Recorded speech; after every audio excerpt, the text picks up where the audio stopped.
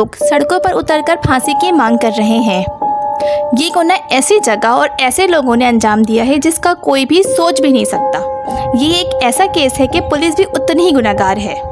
ये डॉक्यूमेंट्री में कुछ ऐसे मैसेजेस हैं जिसे हर ऐसे घर तक पहुंचना चाहिए जहां बेटियां हैं। जुलाई 2024, बेलापुर, नवी मुंबई। 20 साल अक्षिता मात्रे की ज़िंदगी में बीते 6 सालों में जब से उनकी शादी कुणाल मात्रे से हुई है तब से उनकी ज़िंदगी में शायद कोई दिन सुकून वाला गुजरा हो। ना तो उन्हें अपने हस्बैंड से और ना ही ससुराल में किसी शख्स से प्यार और इज्जत मिली थी। शादी के पहले दिन से अक्षिता की सास ने उसके चेहरे पे ताने मारने शुरू कर दिए थे और इस मामले में कुणाल की बहन भी पीछे नहीं रहती। ऐसा कोई भी मौका वो लोग हाथ से नहीं छोड़ते उसको नीचा दिखाने का। उसके हस्बैंड कुणाल एक शक्की नेचर का था।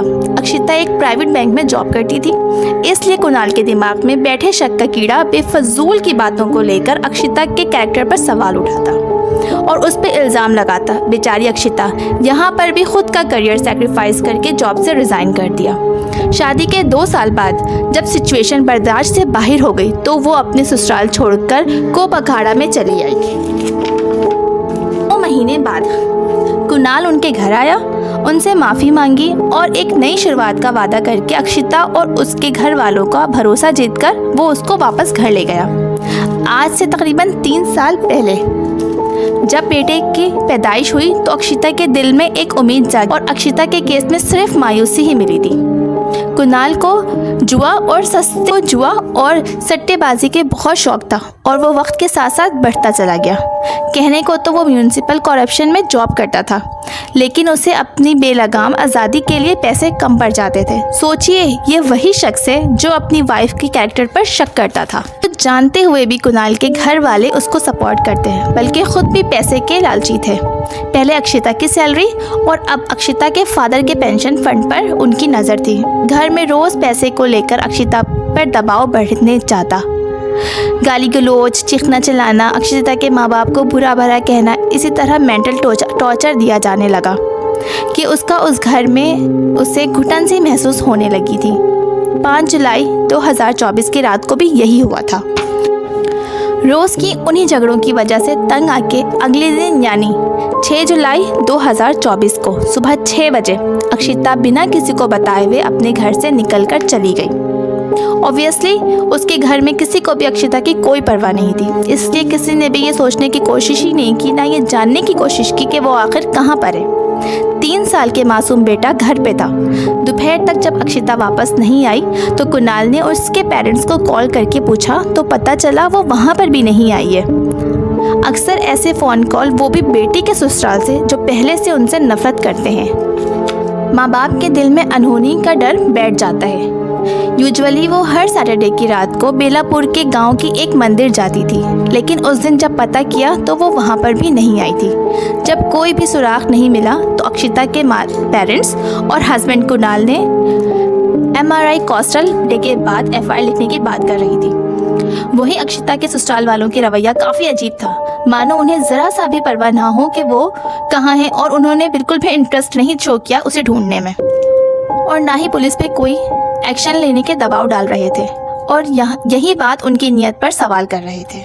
लेकिन ये केस ऐसे मोड़ पर जाकर ठहरा जिसमें ऐसे कई सवालात पैदा कर दिए जिनका जवाब अक्सर इस मुल्क में बेटी के माँ बाप के पास भी नहीं हो। गोल गणपति मंदिर शिलपाटा नाम की पहाड़ी पे बसा ये मंदिर चारों तरफ जंगलात से घिरा हुआ था। इस मंदिर में बाकी मंदिरों की तरह भीड़ भाड़ नहीं थी। यही वजह थी कि अक्षिता ने वहाँ जाने का फैसला किया। मंदिर के मेन कंपाउंड तक पहुंचने के लिए आपको एंट्रेंस गेट से कई सारी सीढ़ियों तक चढ़ना पड़ेगा। वो सीढ़ियां जंगल के बीच से होकर गुजरती हैं। को जंगल के अंदर एक और CCTV कैमरा मिला, लेकिन उसका तार कटा हुआ था और इस तार कटने की वजह से ये साफ जाहिर था कि किसी ने उसको जानबूझकर काटा है। पुलिस को मंदिर में एक पुजारी और एक केयरटेकर मिला।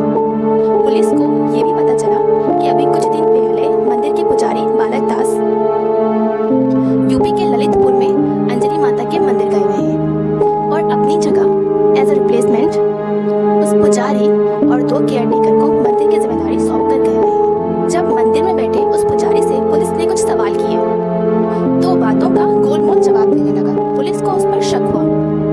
पुलिस ने जब उस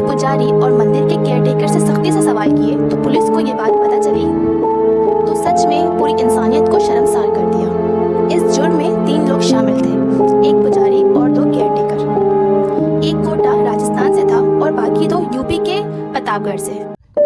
कोटा का रहने वाला 62 साल का श्याम सुंदर था।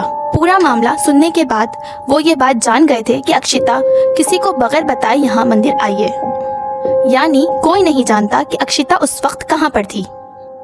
अक्षिता ने भी अपनी सारी बात ये सोचकर बता दी होगी कि मंदिर में उसे किस बात का खतरा होगा, कि मंदिर में उसे किस बातें आते हैं तो इंसान की लेकिन वहाँ तो इंसान की भेष में हैवान बैठे थे। मौके का फायदा उठाकर उन्होंने चुपके से अक्षिता की चाय में भांग की गोली मिलाकर अक्षिता को दे दी और बेहोश हो जाने के बाद अक्षिता को उठाकर उन्होंने मंदिर के कंपाउंड में बंद कर दिया। जब रात को मंदिर के दरवाजे बंद हुए तो तीनों ने बारी बारी उनके साथ ज्यादती की। अगले दिन 7 जुलाई की सुबह जब अक्षिता को होश आया तो वो जिस्मानी दर्द से चीखने लगी। शोर सुन तीनों को पकड़े जाने का डर सताने लगा, इसलिए उन्होंने उनका सर बेरहमी से पटकना शुरू कर दिया और बुरी तरह पीटने के बाद गला घोंटकर उनकी जान ले ली।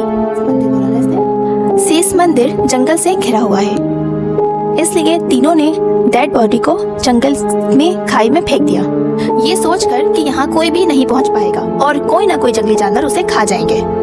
पोस्टमार्टम रिपोर्ट में head injury, bread trauma to chest. इन तीनों को अपने इस प्लान पर इतना यकीन था कि वो जुर्म करने के बाद वहां से भागे भी नहीं। फिलहाल 12 जुलाई को तीनों को अरेस्ट कर लिया गया है। हजारों लोग अक्षिता को इंसाफ दिलाने के लिए केस को फास्टेस्ट कोर्ट में चलाकर तीनों को जल्द से जल्द फांसी की मांग कर रहे हैं।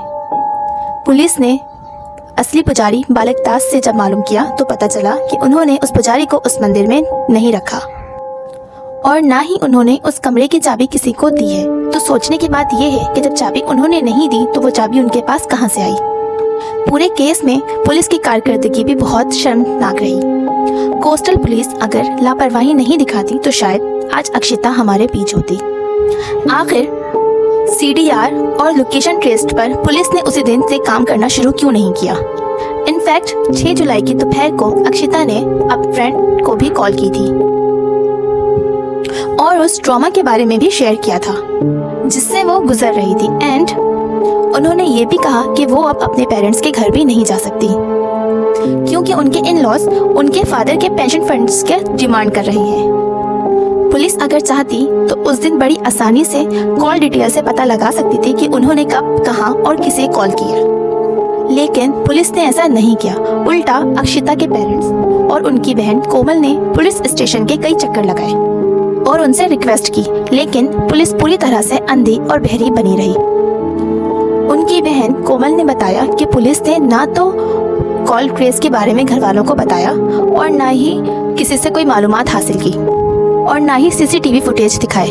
मुजरिम सिर्फ वो तीनों ही नहीं बल्कि अक्षिता के हस्बैंड और उनके इन-लॉज भी हैं, जिन्होंने जीते जी उन्हें हर पल मारा। दुख की बात यह है कि अक्षिता के ससुराल वालों को उन 3 साल के बच्चे की भी परवाह नहीं है। फिर उस बच्चे का क्या कसूर था। कुणाल और उसके घर वालों ने ये तक नहीं सोचा कि जिसे वो टॉर्चर कर रहे हैं वो उस बच्चे की माँ है। अक्षिता की जगह आप खुद को उनकी जगह पर रखकर अंदाज़ा लगाइए। हर दिन जिसे घुट घुट कर जीने पर मजबूर होना पड़े, जिसे 2 लफ्ज़ भी कोई प्यार से ना बोले, जिसे 2 लफ्ज़ भी कोई प्यार से बात ना करे, जिसके कैरेक्टर पर उंगली उठाया जाए, ऐसी लड़की के दिमाग में कितनी उलझने कशमकश होंगी उनके दिल में।